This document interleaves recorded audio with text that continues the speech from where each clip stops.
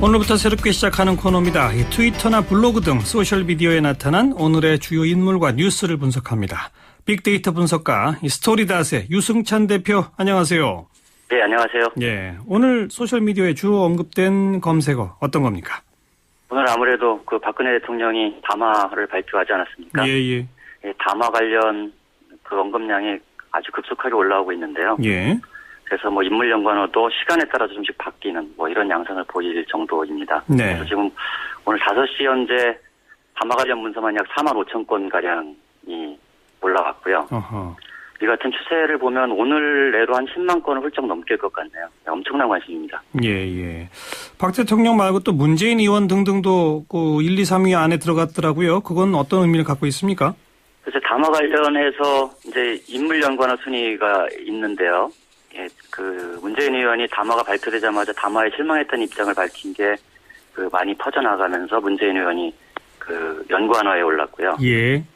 그 다음에는 뭐 남재준 국정원장, 김장수 국가안보실장, 그다음에 김기춘 비서실장 등이 연관어 상위에 올랐습니다. 예. 이는 뭐 대통령이 담화에서 그 여러 가지 대책을 발표하지 않았습니까? 뭐 그렇죠. 해경을 철폐하다든가 여러 가지 대책을 발표했는데. 예.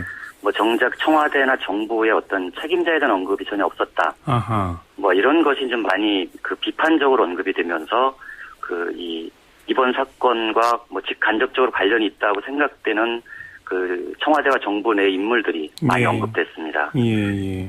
그래서 이게 뭐 정작 이 여러 가지 청사진이 있었지만 그 유가족과 국민들이 바라는 어떤 철저한 진상규명과 어떤 책임자에 대한 이 문책 같은 이 당장 실현할 수 있는 어떤 구체적인 언급이 빠져 있다는 것에 대한 아쉬움이 예. 많이 반영된 결과라고 볼 수 있겠습니다. 예.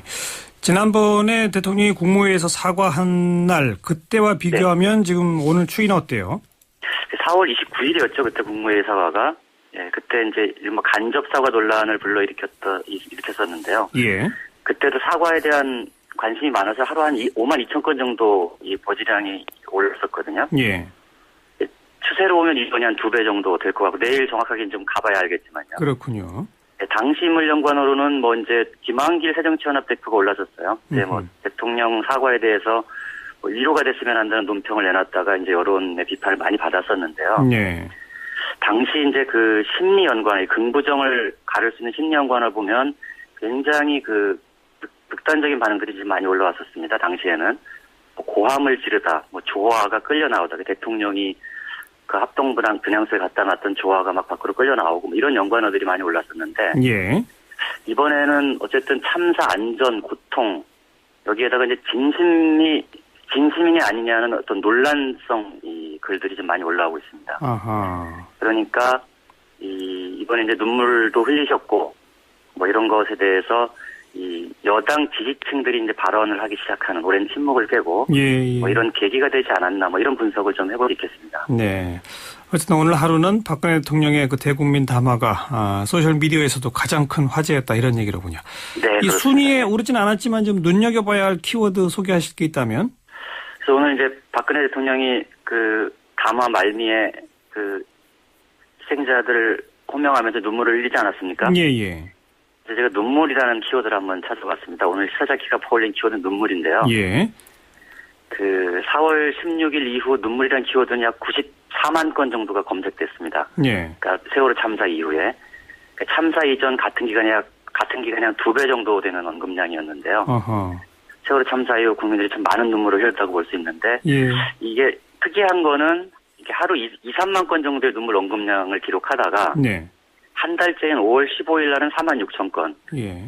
16일 날은 6만 4천 건, 17일 날은 8만 건으로 급증했거든요. 오히려 한 달 지난 후에 많아진 거네요. 근데 이게 이제 그런 것 같아요. 한 달이라는 게 상징적으로 예. 눈물이라는 말조차 하기 어려웠던 어떤 시간들을 보내고 나서 이제는 이제 그래도 눈물을 얘기해도 되는 어떤 뭐 이런 상황으로 바뀐 게 아니에요. 그래서 갑자기 치솟아서 저도 이제 깜짝 놀랐었는데요. 예. 근데 눈물이 오늘 5시까지만 6만 8천 건이 언급이 됐어요. 네. 그래서 그 최고 건수를 오늘 못 돌 것 같은데요. 음흠. 그래서 눈물이 논쟁이 되고 있는 기이한 상황이 좀 벌어지고 있습니다. 이게 네. 눈물이 진짜냐 아니면 뭐 선거용이냐 이런 얘기도 좀 나오고 있는데. 예. 어쨌든 눈물 연관어를 보면 좀 재미가 있는데요. 세월호 참사 이전의 눈물 연관어를 보면 아주 평범한 마음, 1위가 마음이고요. 2위가 생각, 가슴, 얼굴, 모습. 이게 좀 일반적이죠. 예. 누굴 그리워하거나 뭐 뭉클하거나 감동을 그렇죠. 하거나 예. 뭐 슬프거나 이래서 눈물을 흘리지 않습니까? 예. 세월호 참사 이후에는 자식, 아이 이런 것들이 이제 이 연관어에 많이 검색이 되고요. 예. 그 다음 검색어가 이제 분노. 이제 그 다음이 정부 이렇게 돼 있습니다. 그래서 자식과 아이를 잃은 이 분노가 정부를 향해 있다. 뭐 이런 것들이 이제 정확하게 표현되는. 예. 눈물이라는 키워드를 통해서 그런 이게 사람들의 어떤 이 마음을 좀 들여다볼 수 있지 않을까 그렇게 생각합니다. 예. 세월호 이후에는 그러니까 슬퍼하면서 동시에 분노하는 뭐 그런 거네요. 네. 그게 많이 언급이 되고 있습니다. 자, SNS에서 오늘 보여준 여론의 흐름 어떻게 정리할 수 있을까요? 일단 파장이 굉장히 크고요. 예. 그러니까 지난 국무회의 사과 때보다 파장이 훨씬 더 크고 이것이 이제 지방선거와 맞물려서 여야는 물론 국민들도 좀 촉각을 세우고 있는 분위기인데요. 예. 아까 말씀드렸지만 일단 여권 지지층에게 할 말을 만들어주는 지지층 결집 효과는 분명히 있을 것 같고요. 네. 앞서 살펴본 그 눈물이 파급력이 과연 그 무당층 이른바 이제 중간층의 마음을 얼마나 움직일 수 있을지는 조금 더 추이를 좀 지켜봐야 될 것 같습니다. 예. 지금 어쨌든 이 실종자 가족도 뭐 성명을 발표하고 그랬지만 예. 여전히 이 진상규명, 진상규명이라는 게 그냥 해경 이렇게 되는 것이 아니라 이 급박했던 2시간 혹은 이틀 동안 왜 단 한 명의 생존자도 구하지 못했는지에 대한 굉장히 복잡한 진상규명 과정이 있는 거 아니겠습니까? 그렇죠. 이 진상규명과 책임자에 대한 지금 당장 할 수 있는 어떤 책임자에 대한 문책이나 처벌 뭐 이런 것들이 전제되지 않고 과연 이것이 진정한 사과의 출발점이 될 수 있을지는 아직까지 좀 부정적인 여론이 좀 많이 올라오고 있는 것 같습니다. 예.